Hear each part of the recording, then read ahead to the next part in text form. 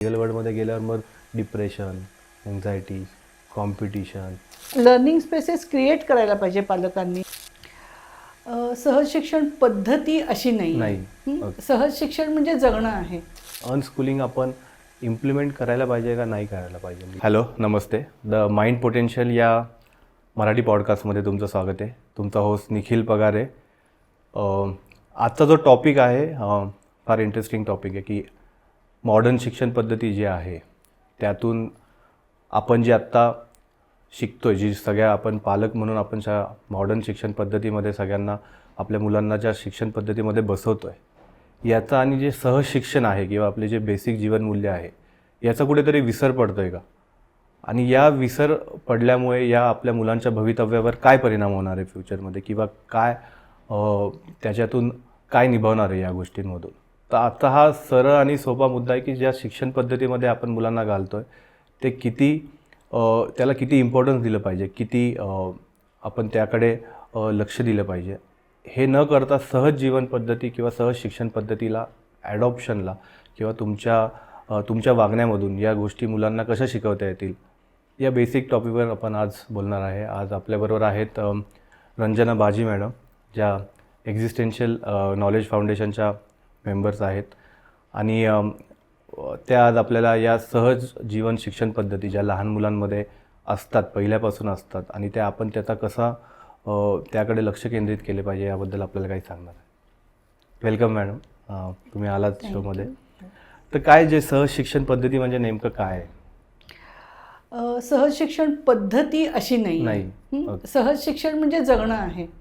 आणि प्रत्येक सजीव म्हणजे माणूसच म्हणून नाही, प्रत्येक सजीव हे शिकत असतो कारण जगण्यासाठी ते गरजेचं आहे.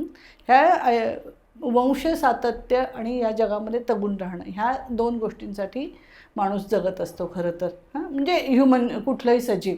तर त्याच्यासाठी शिकणं, जसं अगदी मूल जन्मतं, जन्मल्याबरोबर काही पोटेन्शियल ते काही क्षमता घेऊन आलेलं असतं. जसं दूध पिणं ते घेऊन आलेलं आहे. पण मग नंतर काय होतात, काही गोष्टी त्याच्यामध्ये असतात त्या आपल्याला थोड्याशा अवेकन करायला लागतात. काही क्षमता असतात तर ते बाहेर आजूबाजूचं जे वातावरण असतं त्याच्यातून ते मूल काही गोष्टी शिकत जातं. ह्याला आम्ही सहज शिक्षण म्हणतो. जे अनुभव, इमिटेशन, आणखीन ऑब्झर्वेशन म्हणजे अनुभव आणि निरीक्षण ह्याच्यातनं मूल खूप गोष्टी शिकत जातं. आणि शिकत जातं हाही शब्द चुकीचा आहे खरं तर. कसं होतं की खूप गोष्टी त्याच्यावर आदळत जातात आणि त्या इम्बाईब होत जातात आपोआप. म्हणजे ती आर्टिफिशियल गोष्ट नाही आहे. शिकणं म्हणजे कुणीतरी शिकवणं, असं शिकणं म्हटलं की शिकवणं येतं. पण हे आत्मसात करणं आहे. आणि तिथे मुलाला चॉईस नाही आहे, कुणालाही, आपल्याला सुद्धा चॉईस नाही आहे. आता आपण दोघे बोलतोय एकमेकांशी, तर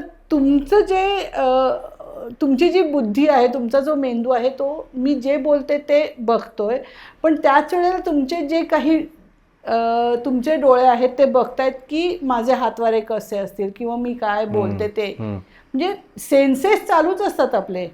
बरोबर. म्हणजे तुम्हाला कुणालाही सेन्सेस जे काही घेतात त्याच्यावरती कुणालाच कंट्रोल नसतं. तसं मुलांचं पण होतं. पण आता कसं आहे की समजा लहान मुलांनी कुणी शिवी ऐकते, अगदी उत्तम उदाहरण म्हणजे, आणि मला खूपदा गावामध्ये तर हा नेहमीच प्रश्न येतो, ताई हा बघा किती शिव्या देतो, मग आम्ही कसं काय ह्याला कंट्रोल करायचं वगैरे.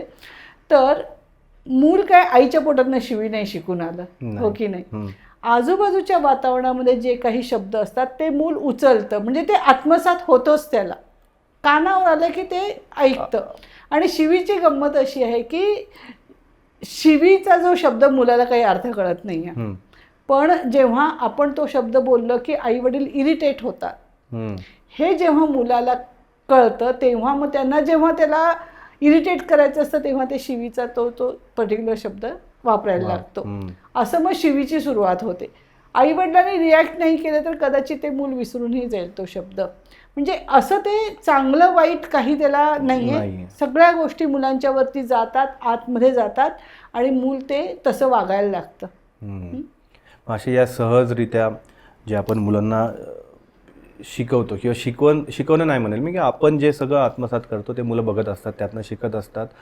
आणि त्या गोष्टीला मग आपण सध्याच्या काळामध्ये इतकं इम्पॉर्टन्स देत नाही आहे की माझ्या या वागण्यातून मुलं असं शिकतायत किंवा त्यांच्यावर किती परिणाम होत आहेत, काय होतं, याच्याकडे कुठेतरी लक्ष नाही आहे. आणि लक्ष आपण देतो की मॉडर्न शिक्षण पद्धतीकडे, आणि तिथे कॉन्सन्ट्रेट करून तिथे ह्या करून मग याचा परिणाम काय होणार याचा तर विचार कोणच करत नाही. आणि जनरल पॅरेंट्समध्ये तर असं वाटतं की एकदा शाळेत टाकलं की झालं, माझं काम झालं. नाही, आत्ता ना आपल्याला सगळ्या गोष्टी आउटसोर्स करायची खूप सवय झाली आहे, हो की नाही? सगळ्या गोष्टी आउटसोर्स करायच्या. मग मुलाला संध्याकाळी आपण संस्कार वर्गामध्ये पाठवतो, त्यांना आपल्याला असं वाटतं की तिथल्या 4 गोष्टी ऐकून मूल श्लोक वगैरे. खरं तर मुलांना श्लोक आणि शिव्यात काही फरक नाही आहे, कारण श्लोकांचाही अर्थ कळत नसतो, शिव्यांचाही. पण आपल्याला असं वाटतं की श्लोक म्हणायला लागणं म्हणजे संस्कार, ते नाही आहे. चांगलं वागणं हे आपल्याला महत्त्वाचं आहे. शिव्या म्हणजे श्लोक म्हणणं हे काही चांगलं वागणं नाही. मुलाला काही शिकवा तुम्ही, काही म्हणजे 1 2 3 4 म्हणा, 1 2 3 4 म्हणा, ते मूल जे शिकवतं ते शिकतं. पण मुलाला जर आपल्याला असं वाटतं की त्यांनी चांगलं वागायला पाहिजे, तर आपण जे घरामध्ये किंवा समाजामध्ये जे आजूबाजूचे लोक आहोत त्यांनी चांगलं असायची गरज आहे. तेच मूल पिकअप करणार आहे. आजूबाजूचं जे काही परिस्थिती आहे, एन्व्हायरमेंट आहे, ते त्याच्यातनं मूल सगळ्या गोष्टी घेत जातं. त्यामुळं मुलावरती संस्कार करायचे म्हणजे आधी स्वतःला तपासून बघायचं, आपण काय काय वाईट वागतो. आणि आपण खूपच वाईट वागत असतो, मोठे सगळेच, म्हणजे आपण सगळेच. पण मग आपण कधी सुधारणार हा माझा प्रश्न असतो नेहमी. अगदी साधी गोष्ट आहे, मुलांना शाळेत सोडायला जातो, नेहमी आपण रॉंग साईडनी जातो, पटकन जायचंय बरोबर. मग मुलाला काय वाटतं की आई वडील जे वागतात ते अगदी बरोबर, हे मुलांचं असतं. त्यांना वाटतं की ह्याच्यात काहीच प्रश्न नाही, रॉंग साईड जाण्यात काहीच प्रश्न नाही, कारण माझे बाबा जातात, माझी आई जाते. त्यामुळं आपलं वागणं जेव्हा आपण सुधारू तेव्हा मुलं सुधारायचे चान्सेस असतात. सुधारायचं म्हणण्यापेक्षा योग्य वागायचं. आणि मग हे जे सहज किंवा नॉर्मल बेसिक गोष्टी, जीवन मूल्य जे शिकवली पाहिजे हे पहिले स्वतः आत्मसात करायला पाहिजे. एक्झॅक्टली. आणि शिकवायला नाहीच लागत, आपल्या बघूनच मुलं काही गोष्टी मुलं घेऊनच आलेली असतात. कारण परत तेच की आपल्याला जगायचं ह्यामध्ये, जसं सहकार्य आहे, प्रेम आहे, स्वातंत्र्य, ह्या सगळ्या आपल्यामध्ये असतातच. त्याला आपण किती वाव देतो. अगदी बेसिक गोष्ट आहे स्वातंत्र्य. मुलांना आपण किती स्वातंत्र्य, आणि स्वातंत्र्य ही गोष्ट कुणी कुणाला द्यायची नाहीये पहिल्यांदा. म्हणजे आपण घेऊ शकतो स्वातंत्र्य, देऊ नाही शकत. पण आपण काय करतो की मुलांना खूप बांधून ठेवतो. अर्थात त्याच्यामध्ये त्याची सुरक्षिततेची भावना असते. दुसरं म्हणजे कंट्रोल फ्रीक असतो आपण. आपल्याला खूप आवडतं की मुलांना कंट्रोल केलं पाहिजे, मी सांगेन तसं. पण मी जे सांगतो किंवा सांगते ते बरोबर आहे का हे आपण नाही तपासून बघत. त्यामुळं मूलसुद्धा डिपेंडन्सी शिकतं. आपण जे मुलांना ह्या सगळ्या गोष्टी कंट्रोल करायला किंवा स्वातंत्र्याचा त्यांचा संकोच करतं, तेव्हा मूल ते करायला शिकतं आणि डिपेंडन्सी शिकतं. निर्णय क्षमता जाते मुलांची अशा वेळेला. त्यामुळे मुलांना जे स्वातंत्र्य पाहिजे ते आपण त्यांना द्यायला पाहिजे. जसं प्रेम आहे, तुम्ही जर लहान मुलं बघा, सगळ्यांना मुलांना प्रेम येतच असतं सगळ्यांच्यावरती, सगळे आपलेच वाटत असतात. मग आपण तिथे सांगतो हां ते बाहेरचे, मग हे काम आपल्याकडे काम करणारी बाई आहे ही, किंवा हा दूधवाला आहे, असं सगळं आपण त्यांना, म्हणजे आपण हायरार्की मुलांच्या समोर बनवत असतो. नाहीतर मुलांमध्ये ह्या सगळ्या गोष्टी नाहीच आहेत. ह्या बेसिक ज्या ॲक्च्युली संविधानामध्ये ज्या काही आपल्याला त्यांनी दिलेले आहेत मूल्य, ती जगण्यातलीच आली आहेत ना. असं नाही की संविधानामध्ये कुठलं तरी वेगळं आहे. जे जगण्यातली जी बेसिक मूल्य आहेत ती संविधानामध्ये आलेली आहेत, ती असतातच. पण आपण त्यांना या गोष्टीमधून शिकवलं पाहिजे. किंवा तुम्ही असं जसं म्हटलं की शेजारी प्रेम आपण लहान मुलांना सांगतो, तर हे नको करू, ते नको करू. किंवा शाळा शिक्षण पद्धतीमध्ये जाताना कुठेतरी पॅरेंट्समध्ये भीती आहे का प्रत्येक गोष्टीची, की बाबा हा शेजारी गेला किंवा याला ही गोष्ट शिकवली पाहिजे, किंवा शाळेत चालला आहे तर शाळेत जा, नाही तर तुला जॉब नाही लागणार, ही भीती पॅरेंट्सच्या मनामध्ये. किंवा थर्ड गोष्ट तर कुठली आपण त्यांना शिकवतोय तर या भीती प्रॉस्पेक्टिव्हनी जास्त शिकवते, खूप जास्त. नैसर्गिक गोष्टी ॲडॉप्ट करण्यामागचं म्हणजे त्यांना आपण सांगत नाही की बाबा प्रेम, कम्युनिटीमध्ये राहून सगळ्या गोष्टी आत्मसात करून राहण्यापेक्षा तू या गोष्टी कर, कारण की कुठेतरी पालकांच्या मागे कुठेतरी भीती दडलेली आहे. आणि या भीतीला जर घालवायचं असेल तर आपण ते आत्ताच्या समाजामध्ये कशी घालू शकतो? नाही, आता कसं आहे, अनिश्चितता खूप आहे. म्हणजे आता मुलांना आपण अगदी हौसेने शाळेत पाठवतो, पण आता इतक्या काही गोष्टी बदलत आहेत. 5 वर्षांनी आत्ता जे मूल शिकले ते कदाचित ते तिथे रिडंडंट झालेलं असेल, हो की नाही? मग आपण काय एवढा शाळेचा आग्रह धरतो? ही पहिली गोष्ट आहे. आणि दुसरं म्हणजे ही जी पालकांना भविष्याची भीती आहे ना, ती पालकांनी काढली पाहिजे स्वतःच्या मनातली, की मुलांवरती विश्वास ठेवला पाहिजे की काहीतरी मूल करेलच ना जगण्यासाठी, हो की नाही? त्याच्यासाठी मग आपण अगदी पहिल्यापासून, म्हणजे आम्ही असेही पालक बघितलेत की 5वी मध्ये IITचे कोर्सेस सुरू झालेले असतात मुलांना. अरे बापरे. पण त्या मुलांना कुठे तुम्ही विचारले की बाबा तुला IITला जायचं आहे का, नाही का? मग मुलांना समजून घेऊन वागणं हे आपल्याकडे होत नाही. आपण एक पालक म्हणून मुलांचं एक करिक्युलम, जगण्याचं करिक्युलम ठरवतो आणि त्याच्याप्रमाणे त्या मुलाला तिथे नेतो. पण आधी बेसिकली मूल म्हणजे काय, ते कसं शिकतं, त्याला काय पाहिजे, त्याला कुठल्या गोष्टींची गरज आहे आणि कुठल्या गोष्टींची अजिबात गरज नाही आहे, हेच माहिती नाही. म्हणजे जेव्हा आम्ही मुलांचा अभ्यास करतो तेव्हा काही गोष्टी खूप लक्षात येतात की मूल कसं शिकतं. तर मूल आता अनुभव घेतलेला असतं किंवा निरीक्षण केलेलं असतं, तर ते मूल मांडून बघतं. ओके. हां. आणि मग त्याच्यातून त्याला ते आकलन होत जातं. आणि ह्याला आपण काय म्हणतो, मुलांचं खेळणं. हो. खेळण्याची प्रक्रिया. प्रत्येक लहान मूल आईचा खेळ खेळतं, शाळेतून जाऊन आलं की शिक्षकांचा खेळ खेळतं, कारण तो जो अनुभव घेतलाय ते मांडून बघतात ती मुलं. मग आपण जेव्हा आता तुम्ही लहान मुलांना बघितलं असेल की कुठेतरी स्कूटरवरून आईवडिलांच्या बरोबर जाऊन आलं की घरी आलं की असं करून त्याची स्कूटर झालेली असते. बरोबर. अनुभव मांडला. आई स्वयंपाक करताना बघते, आजी स्वयंपाक करताना बघते की लगेच काही चमचे वाटा घेऊन, मुलगा असेल मुलगी, तिथे जेंडर नाही आहे, परत आपण तिथे पण जेंडर आणतो, पण मुलगाही स्वयंपाक करून बघत असतो, मुलगी की आई जे करेल त्याचे व्हिडिओ आहेत माझ्याकडे, की ते मग ते मूल करून बघत असतात. म्हणजे ती प्रक्रिया ते समजून घेत असतात. तिथं आपण लगेच मध्ये येतो. कसं की अरे बापरे, माझ्या मुलाला आता गाडी पाहिजे वाटतं, कारण ना तो स्कूटरची खेळतो, की मग आपण खेळणी आणून देतो. खेळणी मुलांसाठी ही जी मुलांची शिकण्याची प्रोसेस आहे ना, तेव्हा खेळणे खूप मध्ये येतात. म्हणजे ती खरं तर हानिकारकच आहेत, कारण मुलांची खेळण्याच्या प्रक्रियेमध्ये एक छोटा भाग म्हणजे खेळणी असतं आणि मूल ते बनवून घेत असतं स्वतःला. म्हणजे तो जेव्हा गाडीचा अनुभव घेऊन आलेला असेल तेव्हा त्याला गाडी करून बघायची असते, तेव्हा त्याला काही चालतं, उशी चालते, लोड चालतं, काही चालतं. मी तरी आमच्याकडे एक व्हिडिओ आहे की त्यांनी प्रेशर कुकरची गाडी केली होती त्या मुलांनी, कारण त्याला एक अशी 2 हँडल त्यांनी अशी झाकणं अशी वेगळी वेगळी केली, 2 हँडल झाले. म्हणजे इतकं निग्लिजेबल असतं मुलांसाठी खेळणी ही गोष्ट, कारण त्यांची ही जी आकलनाची प्रोसेस आहे त्याच्यातला एक भाग म्हणजे खेळणी असतात आणि ती स्वतः बनवून घेतात. पण आपण काय करतो की लगेचच खेळणी विकत आणतो आणि ही क्रिएटिव्हिटी आहे. आता तुम्हाला लक्षात आलं असेल की उशीची गाडी बनवणं ही क्रिएटिव्हिटी आहे, कारण कुठेतरी साम्य असतं ना, उशी अशी असते आणि गाडी पण अशी आयताकृती, मग ती गाडी बनते. म्हणजे ही जी क्रिएटिव्हिटी आहे ती आपण मारली मुलांना आणि मग त्यांना रेडी प्रोडक्ट. आणि मुलं नेहमी प्रोसेसमध्ये असतात. ही प्रोसेस आहे ना, आकलन होणं ही प्रोसेस आहे. तर मुलं जेव्हा आपण खेळणी आणून देतो, मुलं प्रोडक्टमध्ये येतात आणि ती तिथं रमतात, कारण अत्यंत आकर्षक वस्तू देतो आपण आणि जेवढी महागाची तेवढी आपण घेतो मुलांना. मग त्याला चाव्या असतात, 1000 गोष्टी असतात की मूल त्याच्यामध्ये अडकतं आणि मग आपण मुलांची क्रिएटिव्हिटी मारतो आणि ही जी त्यांची लर्निंग प्रोसेस आहे ती मारतो. त्यामुळे मुलांना खेळणी कधीच देऊ नयेत. आणि आता कसं झालंय की सगळं आपल्याकडे मार्केटचं चालतं, त्यामुळे काय केलंय लोकांनी की मूल हे सगळं मार्केट आता मूल सेंटर्ड झालंय. सगळ्या गोष्टी मुलांच्या जाहिराती पण तुम्ही बघा, सगळ्या आई आणि मुलंच असतात त्याच्यामध्ये सगळं. मग मुलांना तुम्ही काय ते कॉम्प्लान दिल्याशिवाय मुलांची वाढ होत नाही. कुठे, म्हणजे 50 वर्षापूर्वी कुठलं कॉम्प्लान होतं, तेव्हा माणसं मोठी झालीच की, हो की नाही? म्हणजे आपण मुलांना मार्केटमध्ये ढकलतो, ही खूप घाणेरडी गोष्ट झाली ह्याच्यामध्ये. कारण मग मुलांना त्याचं अट्रॅक्शन वाटतं ना, इतक्या सुंदर गाड्या आहेत, कोणालाही अट्रॅक्शन वाटतं, मुलांना वाटतं.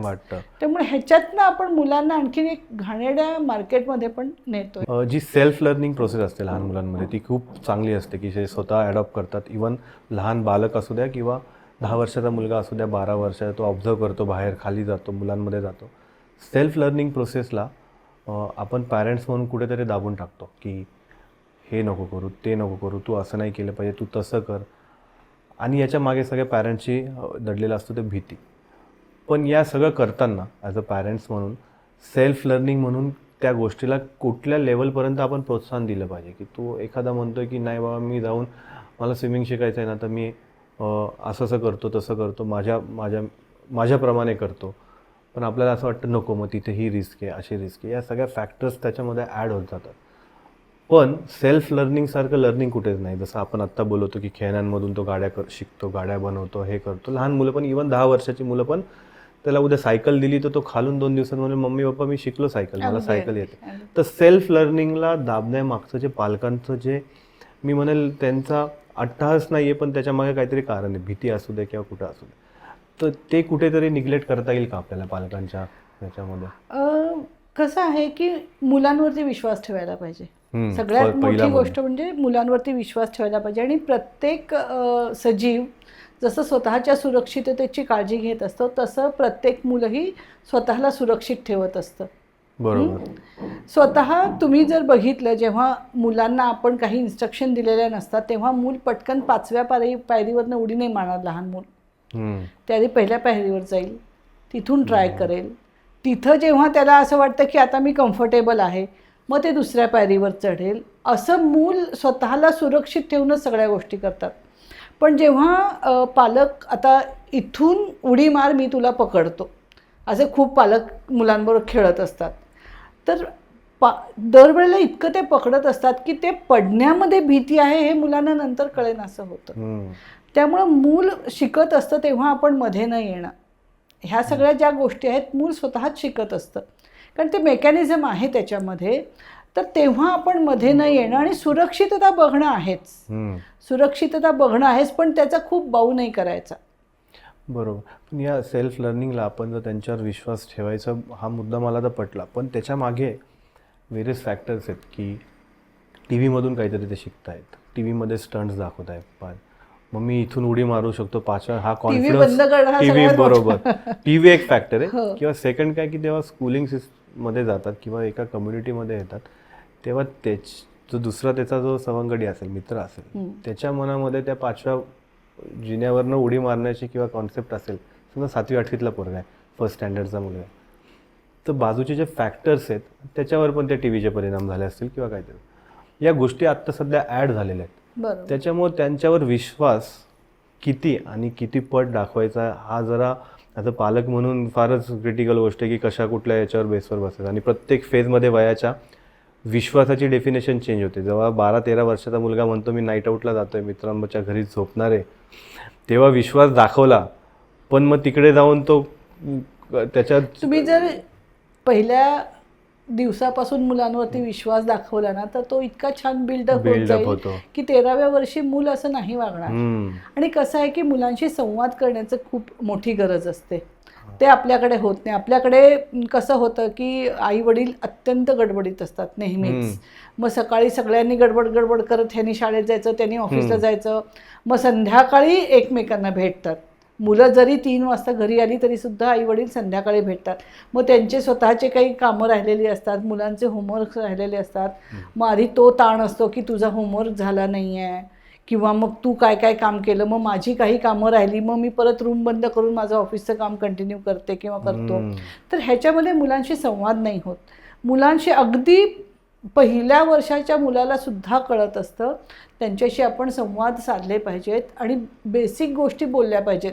आपण मुलांशी फक्त अभ्यासाचं बोलतो, तर ते नाही बोलायचं. अभ्यास, शाळा आणि ते त्यांचं ते करतील ह्याच्यावर विश्वास ठेवायचा. आणि आपण मुलांशी रोजचं शेअर करणं. परत संवाद म्हणजे आपले फक्त प्रश्न असतात. तुम्हाला मोठ्यांना जे वाटतं तेही मुलांशी बोललं पाहिजे आपण. हे आपण नाही बोलत. आपण कसं ना स्वतःला खूप एक्सक्लुझिव्ह समजतो. तसं नाही आहे. मलाही भीती वाटते, मलाही राग येतो, मलाही वाईट वाटतं, हे सगळं मलाही होतं. हे जेव्हा आपण मुलांना सांगतो तेव्हा मुलांना आपल्याला जेव्हा वाईट वाटतं तेव्हा हे नॅचरल आहे असं समजतं, हो की नाही. तर एक ॲडल्ट म्हणजे माझ्याच वयाचं, आता आपण जसे बोलतोय तसेच हाही आहे, इतक्या समजुतीने मुलांशी सगळं शेअर करायला पाहिजे असं मला वाटतं. किंवा घरामधले प्रश्न असतील ते शेअर करा, अरे आपल्या घरात आज असं झालं किंवा असं काय असेल ते. हो बरोबर. आणि याची सुरुवात लहानपणापासून केलं पाहिजे, म्हणजे मुलांना कळतं. पालक म्हणून या गोष्टीला टाईमचा एक फॅक्टर फॉर बॉन्डिंग फॅक्टर आहे की टाईम संध्याकाळी 6-7ला यायचं, परत टाईम नाही. तुम्हाला सांगू का, पालकत्व ही लाईफ चेंजिंग गोष्ट आहे, तशी आपण घ्यायला पाहिजे. ते प्रोजेक्ट नाही आहे तुमचा 2 वर्षाचा 3 वर्षाचा. आणि म्हणजे मला तर स्ट्रॉंगली असं वाटतं की ज्यांना करिअरमध्ये करायचं खूप छान आहे, पण ते करा, मग मुलं नका होऊ देऊ. पण जेव्हा मूल होऊन म्हणजे तुम्हाला असं वाटतं, तेव्हा एक तरी पालक मुलासाठी असला पाहिजे अवेलेबल. म्हणून तुम्हाला म्हणजे हे लाईफस्टाईल चेंज करायला लागणार आहे की मग आम्ही दोघे म्हणून एवढे कमवतो, मग आम्हाला एवढं पैसे पाहिजेच वगैरे. मग ठीक आहे, मुलाला पाठवा पाळणा घरामध्ये, मग ज्याचं ते त्याचं जे होईल ते होईल. माझी एक बहीण पाळणाघर चालवते, तिच्याकडे संध्याकाळी 7पर्यंत मुलं असतात. काही सकाळी 7ला गेलेली मुलं आलेली 7पर्यंत तिच्याकडे असतात. मग त्या मुलांना काय होणार आहे? त्या मुलं, त्यांना घराची अटॅचमेंट तरी वाटणार आहे का, सांगा बरं. त्यामुळे अगदी म्हणजे आता आणि जगाची लोकसंख्या भारताची इतकी आहे की एखादं मूल ॲड नाही झालं तर काही फरक पडत नाही. त्यामुळे कृपा करून नका मुलांना जन्म देऊ. कारण ते एक जिवंत गोष्ट आहे, तो आपला प्रोजेक्ट नाही आहे. बरोबर. की चला मग मला ह्या वर्षी मी गॅप घेते, एक मूल होऊ देते, मग चला मी प्रोडक्ट लॉन्च करतो. एक्झॅक्टली तसं झालंय. पण तो एक जिवंत आहे, त्याला भावना आहे, त्यालाही आपल्यासारखं एक ह्युमन बिईंग आहे. ह्या लेव्हलला आपण ट्रीट करायला म्हणजे कमीत कमी 15 वर्ष तरी मुलांना आपण लागतोच आई वडील. बरोबर. तर ते आपण नाही करत. आणि 15 वर्षच आपण त्यांना बेस म्हणून आपण स्वतःच्या जीवनशैलीमधून टाईम, कम्युनिकेशन, त्यांच्याशी संवाद साधणं, कॉन्फिडन्स बिल्डिंगमधून किंवा त्यांना जे सेल्फ लर्निंगमधनं प्रोत्साहन देऊन, म्हणजे आपण जे 15 वर्ष आहेत त्या 15 वर्षात आपण बिल्ड करत असतो. आणि ते बिल्डचं कुठली पद्धत नाहीये, त्या बिल्ड करण्याचे कुठलं हे नाहीये, ते आहे स्वतःची जीवनशैली आणि स्वतःची प्रायोरिटी ओळखून. म्हणजे मला तर टाइमच नाहीये तर मी बिल्ड नाही करत. बघा, आपल्या आई वडिलांचे आपले कसे संबंध आहेत, तुम्ही तुमच्या आई वडिलांशी कसं वागता, ते मूल उद्या तुमच्याशी वागणार आहे.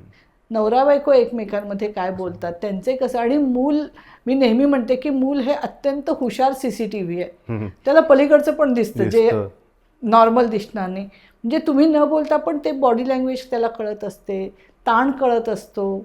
तर ते सगळं मग आपण मुलांपर्यंत काही गोष्टी नाही पोहोचवायच्या असतील तर मग आपण त्या पद्धतीने आपली लाईफस्टाईल बदलायला लागते. किंवा आपल्यामध्ये ताण असतील ते सोडवायला लागतात, नवरा बायकोमध्ये असतील, आई वडिलांमध्ये असतील, ते ताण सोडवायला लागतात की मुलाला ते असं काहीतरी विचित्र नातेसंबंध मग मुलांपर्यंत जातात. आणि हे मुलांना ना जे आई वडिलांमधले ताण असतात ते त्याच्यावरती जन्मभर अफेक्ट होतात. त्यांचे पुढचे जे त्यांची जी नाती असतात त्याच्यामध्ये सुद्धा हे सगळे इफेक्ट त्यांचा होत असतो.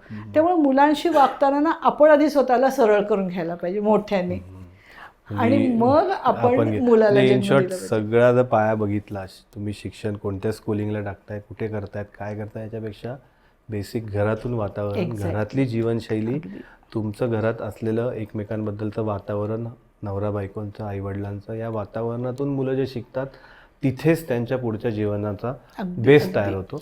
आणि मग हळूहळू हे समाजापर्यंत कसं आहे की माझं एकट्याचं घर मी सुधारून पलीकडच्या घरामध्ये हेच चालू असतं. ते हळूहळू एकट्याची गोष्ट नाही, ही समाजामध्ये घडायला पाहिजे हे सगळं, हो की नाही. त्यामुळं आता काही कम्युनिटीज पण आहेत, पण आयसोलेटेड नाही काम करायचं. ह्या जगाचाच भाग असताना आपण ह्या गोष्टी कशा करू शकतो. मग लाईक माइंडेड लोकांनी एकत्र येणं आहे, काही गोष्टी मुलांना घेऊन करणं आहे. जसं तुम्ही शेतीचं म्हणालात, खूप जण करतात आजकाल की कुठेतरी एखादी शेत असते, मग सुट्टीच्या दिवशी, कारण सगळ्यांना असं मुलांना शाळेत न पाठवणं नाही जमत समजा, मग त्यातल्या त्यात निरुपद्रवी शाळा शोधायची की फार महत्वाकांक्षी शाळा असली की मुलांना खूप त्रास होतो.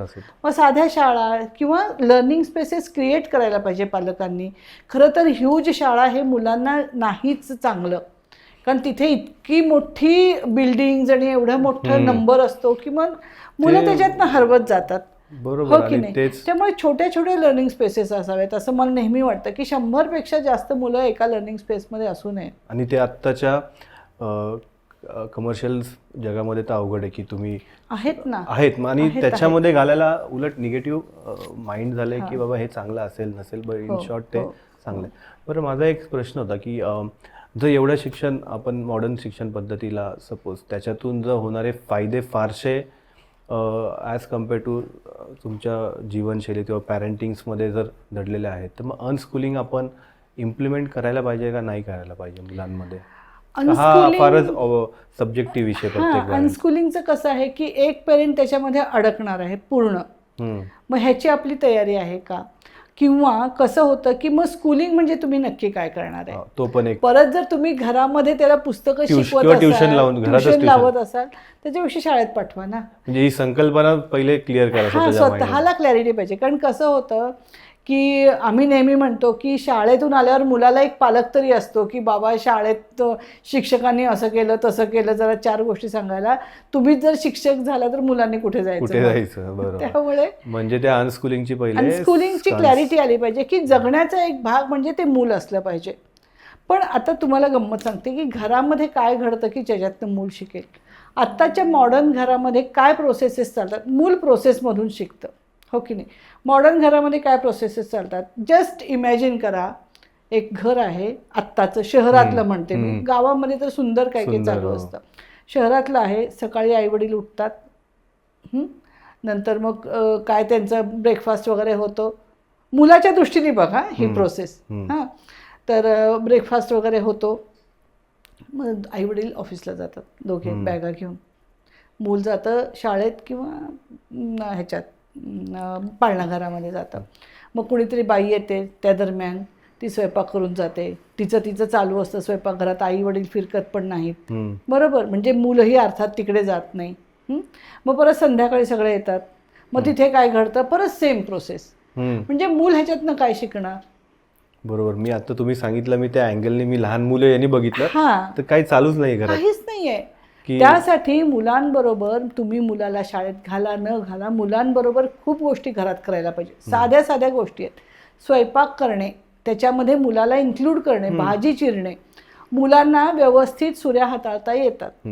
मुलांना तुम्ही सुऱ्या द्या, भाजी चिरू देत किंवा निवडू देत. खूप गोष्टी आहेत. मुलांना ते खूप आवडतं, कारण मुलांना प्रोसेसमधूनच शिकायचं असतं. आपण काय केलंय, नॉलेज हे एक प्रोडक्ट करून टाकलंय आणि ते पुस्तकामध्ये आहे. पण गंमत कशी झाली की नॉलेज क्रिएशनची जी आहे प्रोसेस, ती कुठेच आली नाही आहे, बरोबर ना? आता साधी गोष्ट आहे, इथे काहीतरी गरम असेल तर मूल जेव्हा स्वतःच्या सेन्सेसमध्ये अजूनही आहे तेव्हा ते पटकन त्याला हात नाही लावणार, ते असं बघेल, चाचपडत जाईल आणि ते सुरक्षित, जिथपर्यंत जास्त गरम आहे तिथपर्यंत नाही जाणार नॉर्मली. म्हणजे ही नॉलेज क्रिएशन झालं मुलाचं, बरोबर ना? बरोबर. स्वतःच्या तर ही जी प्रोसेस आहे ही प्रत्येक बाबतीत घडत असते. ते आपल्याकडे होतच नाही. आपण डायरेक्ट हे गरम आहे म्हटलं की गरम हा शब्द मुलाला कळाला, पण काय गरम म्हणजे नक्की काय हे नाही कळत, मग ते हात लावणारच. तर ही नॉलेज प्रोसेस होण्यासाठी प्रोसेसेस घरामध्ये व्हायला पाहिजेत. अगदी आणखीनही खूप साध्या गोष्टी असतात की नंतर मग आपण कधीतरी शाळेत प्रोजेक्ट येतो, अपसायकलिंग, रिसायकलिंग वगैरे. घरामध्ये आपण फाटलेले कपडे दुरुस्त करा ना, साधी गोष्ट आहे की नाही? मग ह्याच्यामध्ये तुमचे सगळे अपसायकलिंग, रिसायकलिंग आपोआप आलं. तर ह्या सगळ्या बारीक बारीक ज्या गोष्टी, किंवा कुंडीमध्ये 4 झाडं लावा, भाज्या लावा, मग त्या तुम्ही स्वयंपाकात वापरायला घ्या. म्हणजे अशा मुलांना हे जे दिसतं ना, तर ते खूप महत्वाचं आहे. आणि या बेसिक गोष्टी तर आपण करू शकतो जेव्हा आपण अगदी करू शकतो. आणि यातून जर ते सेल्फ लर्निंगनी, जसं आपण आता बोलवतो की या सगळ्यातनं ते शिकतायत स्वतः, त्यांचे ज्ञानेंद्रिय, प्रत्येक ज्ञानेंद्रिय ते त्याचा वापर करतो. त्या ज्या सकाळी नाश्ता करून मम्मी पप्पा चाललेत किंवा संध्याकाळी येतात, यात ज्ञानेंद्रियाचा कुठं युजच होत नाही. या छोट्या गोष्टी इम्प्लिमेंट करून ज्ञानेंद्रियांचा वापर होत असतो. तो हाच होत असतो की काय बघतात. म्हणजे ज्ञानेंद्रिय आपण वापरत नाही असं कुठल्याही क्षणी होत नाही. प्रत्येक क्षणी ज्ञानेंद्रिय आपली उघडी असतात, चालू असतात. म्हणजे मग मुलाला हेच दिसतं की मग कसं होतं की मुलांना असं वाटतं की हेच त्यांच्यासमोर जे जग आहे तेच जग आहे मुलांसाठी. ते काही स्वतः अमेरिकेमध्ये काय आहे त्यांना माहिती नाही, कारण जे प्रत्यक्ष अनुभव घेत असतात ते त्यांच्यासाठी जग आहे. हो की नाही. त्यामुळं मुलांना दुसरं काहीच नाही कळत आहे, मग त्यांना असं वाटतं की हेच जगणं आहे. म्हणजे एक गंमत सांगते तुम्हाला की एका अपंग संस्था होती, तर तिथे फिजिकली डिसेबल्ड होते दोघे, नवरा बायको दोघेही तसेच होते, आणि त्यांना मूल जन्मलं. आईवडील लंगडत चालायचे, ते मुलंही लंगडत चालायला लागलं. खरी घडलेली गोष्ट आहे. हां, तर मग आईवडिलांना खूप भीती वाटली की बापरे, आता हे आमच्यासारखंच लंगडं झालंय की काय. मग त्यांनी काय केलं की त्या मुलाला डॉक्टरकडे नेलं. तर मग त्या डॉक्टरनी काय सुचवलं की ह्याला आपण दुसरीकडे ठेवूया थोडे दिवस. मग त्याला दुसरीकडे कुठेतरी ठेवलं, तर ते मूल नॉर्मल चालायला लागलं. कारण त्याला असं वाटायचं की हेच खरं आहे, लंगडत चालणं हे खरं आहे. फारच सुरेख एक्झाम्पल, म्हणजे रियालिटी पण एकदम. मग सगळीकडे तेच होतंय.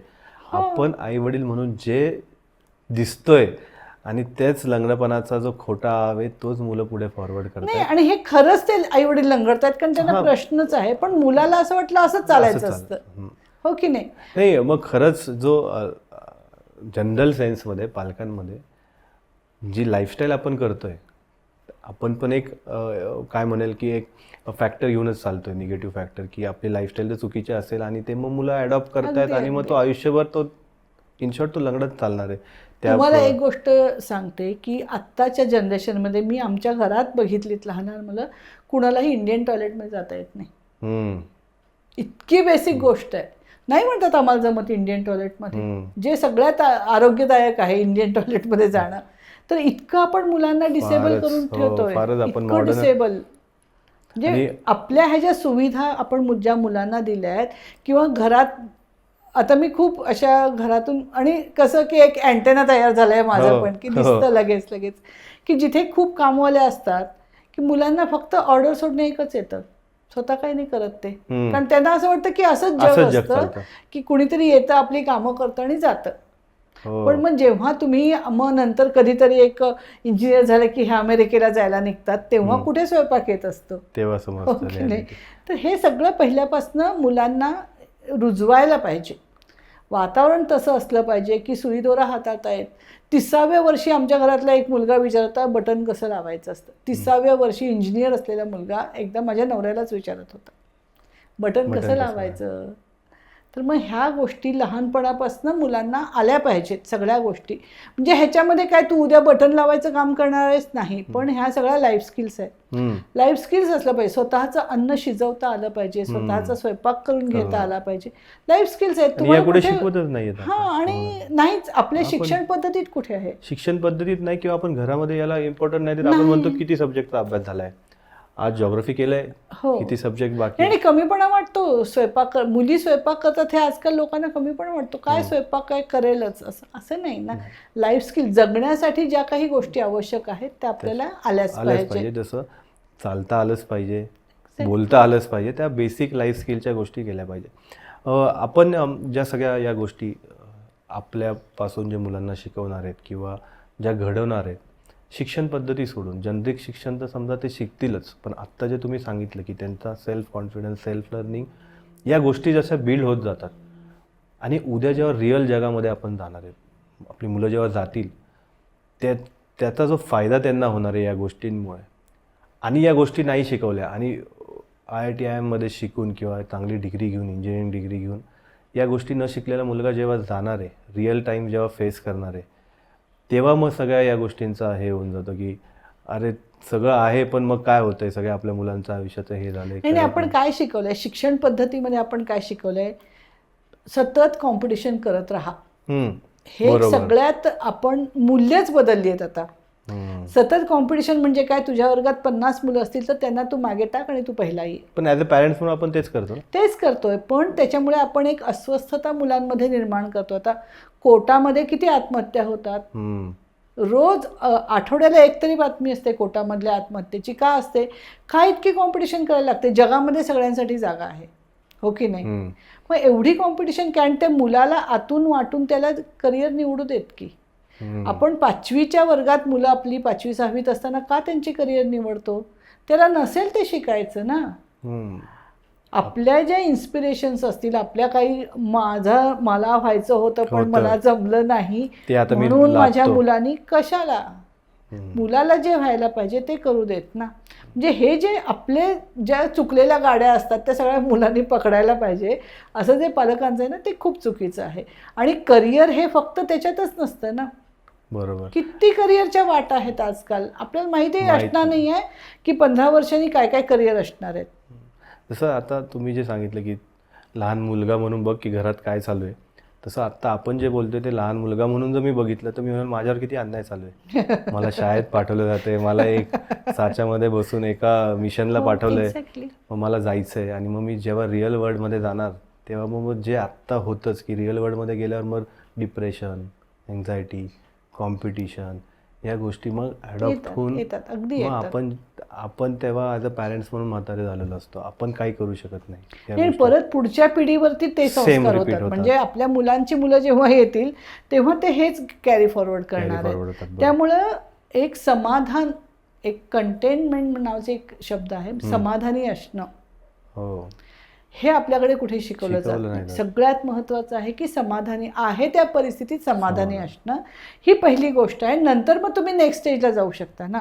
असं म्हणत नाही की तुम्ही इथेच राहा, तुम्ही पुढे घ्या, पण इथे समाधानी असा, मग पुढे घ्या आणि जगण्यातले आनंद शोधा जे बिनपैशाचे असतील.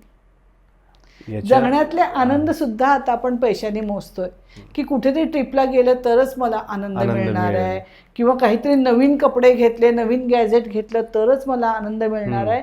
हे पण चुकीचे झाले ना आपले किंवा सगळे. मुलांना मॉलमध्ये घेऊन गेला आणि हां प्ले झोनला खेळायला लावलं तर एक्झॅक्टली, तो आनंद नाही आहे ना. साध्या रस्त्यातनं तुम्ही सुंदर रंगीत दगड जरी शोधत चालला तरी सुद्धा तो एक आनंद आहे.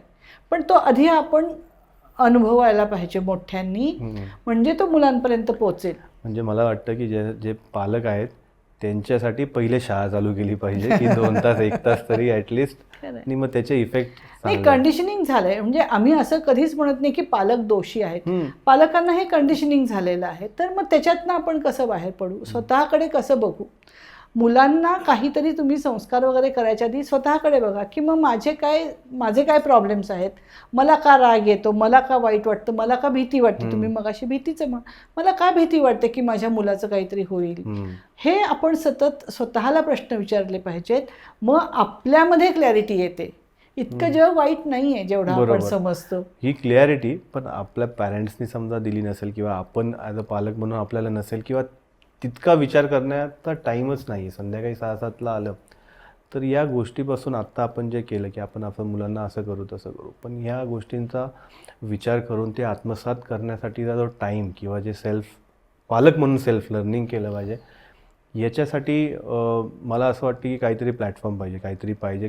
कारण की या गोष्टी समजत नाही, एवढ्या इझिली समजत नाही, किंवा इम्प्लिमेंट करणं तर नंतरची गोष्ट. आत्ता जे दिसतं आहे याच्याप्रमाणे फक्त स्कूलिंग सिस्टीमवर किंवा मॉडर्न स्कूलिंग सिस्टीमवर भर देऊन त्यांना त्या कॉम्पिटिशन वर्ल्डमध्ये मी ढकलतो आहे आणि तिथे माझं काम संपतं आहे. पण आपण फारच चांगल्या भाषेत सांगितलं की सेल्फ लर्निंग, किंवा लहान मुलांना काय कसे शिकतात, किंवा आपण काय केलं पाहिजे, आपल्या जीवनशैलीमध्ये आपण किती चेंजेस आणले पाहिजे. आणि इन शॉर्ट जर तुम्हाला मुलांना कॉम्पिटिटिव्ह वर्ड्समध्ये जर तुम्हाला ढकलायचंच आहे तर स्वतःच्या जीवनशैलीमध्ये पहिले चेंज केले पाहिजे. याबद्दल तुम्ही खूप चांगला प्रॉस्पेक्टिव्ह दिला आणि खूप चांगलं इन्फॉर्मेशन आमच्याबरोबर शेअर केली.